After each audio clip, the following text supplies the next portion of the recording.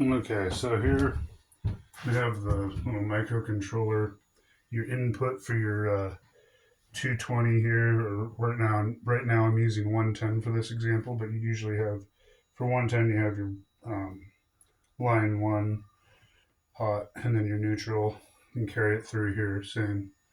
When you have 220, you bypass the neutral, pass the contactor, and then you do the black here and the red here. Same here, black and red, and if you want to go to GFCI or something, you do that with the neutral. And then basically it just hooks back into this 220 here to whatever you're powering. But for now, we're just going to power this little lamp. Okay, so what we do is we first go into your settings, internet, turn your internet on, and then you can first start at whatever your pump is named, and then connected. You go in here to 192.168.4.1. Okay, and that takes you to the dashboard here. This will control it. As you can see, this light over here.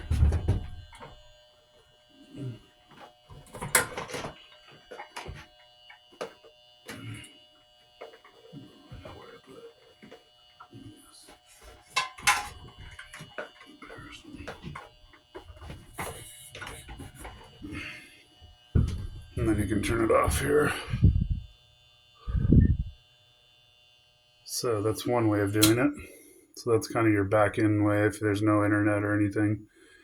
And you can see that here on your normal internet, it's 192.168.0.142.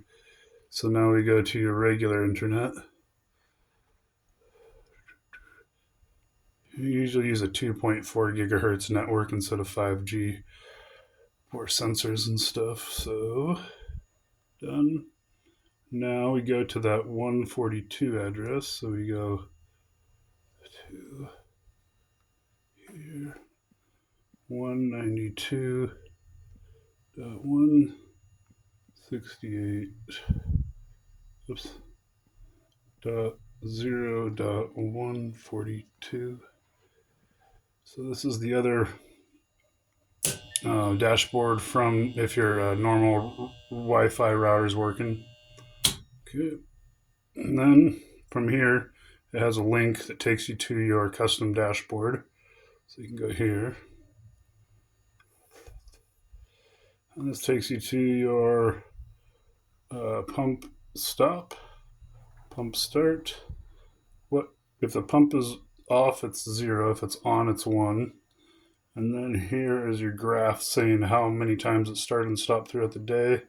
And then this is just throughout the hour, how many times it started and stopped.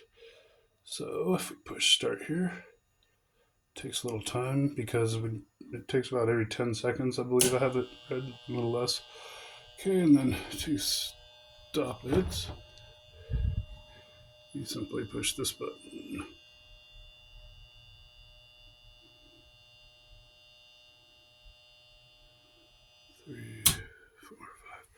4 or 5 seconds. So, okay, we'll do it one more time. You'll see the 0 turn to 1.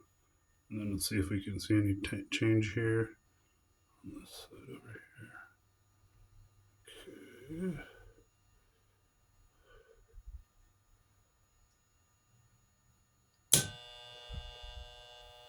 Okay. Okay, just change to 1. And then that. Okay. And then we go to off. It'll change back to 0. Okay. And then in toggle, you can run a bunch of different commands like timers and stuff, unless you want me to hard code it into the source code of the microcontroller. There's one way more to control this, and that is manually. So I'm going to put a switch in between the ground and this wire, and that's to stop it. This one's to start it. So if I ground this like a push button, that turns it on. And to stop it, I ground this one, which will be like the switch I'm going to install. And it stops it. Okay.